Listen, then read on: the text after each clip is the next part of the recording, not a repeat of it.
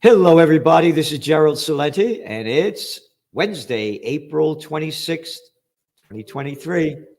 And we're honored again, privileged to have with us a man of dignity, respect, honor, knowledge, and passion, and a warrior for God and country, Judge Andrew Napolitano. Judge, thanks for being here today. A pleasure as always, my dear friend. Thank you. You know, Judge, this Ukraine war just keeps going on now, and it is building it up. I just read an article, this defense guy from Germany sending more and more weapons, saying we're in a fight, and the so-called Green Party of Germany, the woman in charge of that, we're at war with Russia. She actually said words to almost that effect. And now, of course, with those papers that came out, I guess we could call them Pentagon Papers 2.0, there are NATO troops in Ukraine and American troops. Yes. So we're actually at war with Russia.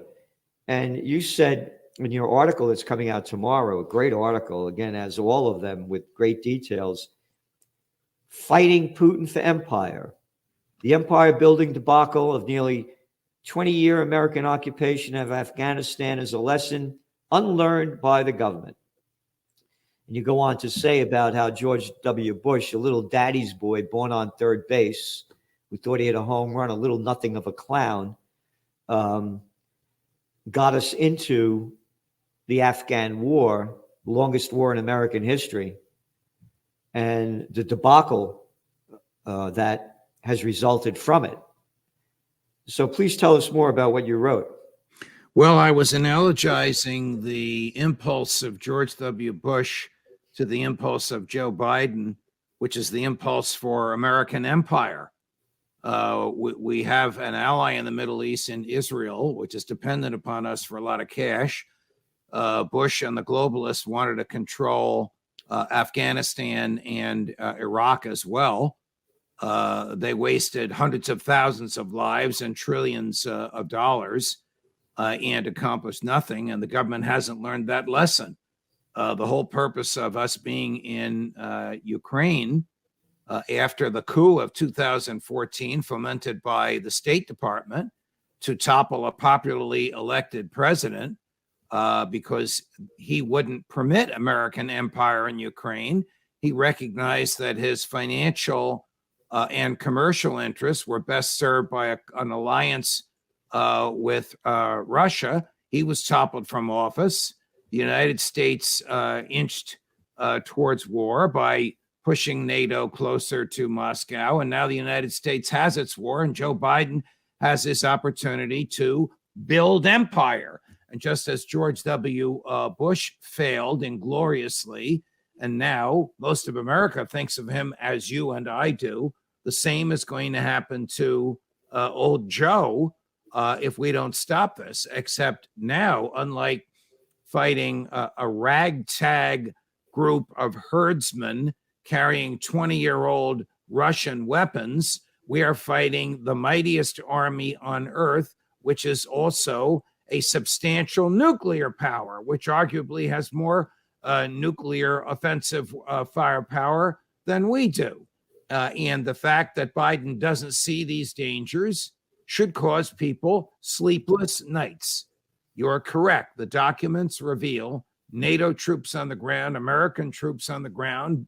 Putin obviously knows that American boys are shooting American ammunition from American weaponry at Russian boys. American CIA is stealing Russian secrets and giving them to Ukraine intel. If that's not war, I don't know what is, except it hasn't been declared and it hasn't been authorized, but Biden's doing it anyway. Sometimes I think you and I are shoveling against the tide because the war party in Congress all favors this. The mainstream media all favors this, particularly now with the Tucker Carlson gone.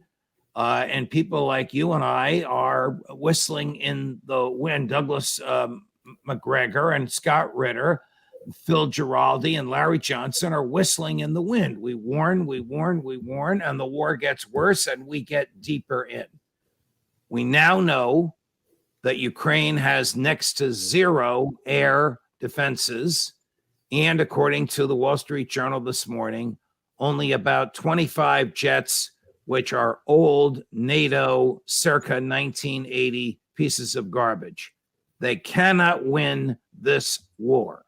The documents that the young man from Massachusetts revealed, if he's the revealer, show that the senior military leadership knows Ukraine cannot win this war.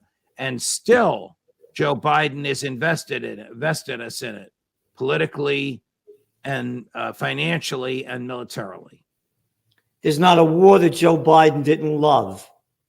Look at the disgrace in that interview that when you mentioned Scott Ritter, who was the weapons, right, for the weapons inspector, for the nuclear weapons inspector for the United Nations, said that there were no weapons of mass destruction in Iraq, and how Biden went after him and ridiculed him.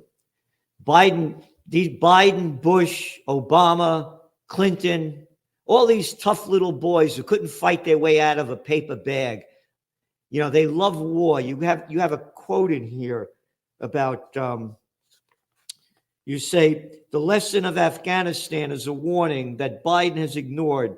Like Bush, he doesn't care about spilling blood.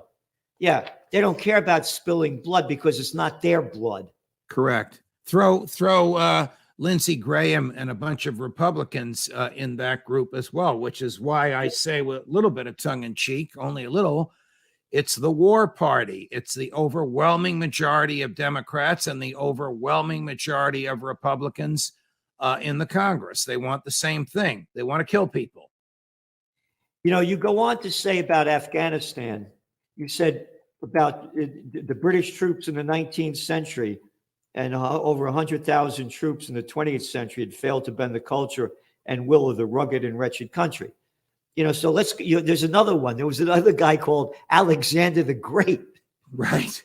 And he didn't do a great job in Afghanistan either. And he mentioned the British into the valley of death, throw the 600. Correct. You know, but again, and then Afghanistan with Russia, there was another element there too. Jimmy Carter and Brzezinski that created the Mujahideen. Yes. To go fight the Russians. Oh, the Mujahideen that became Al Qaeda, that Mujahideen? Yes. That nobody ever talks about?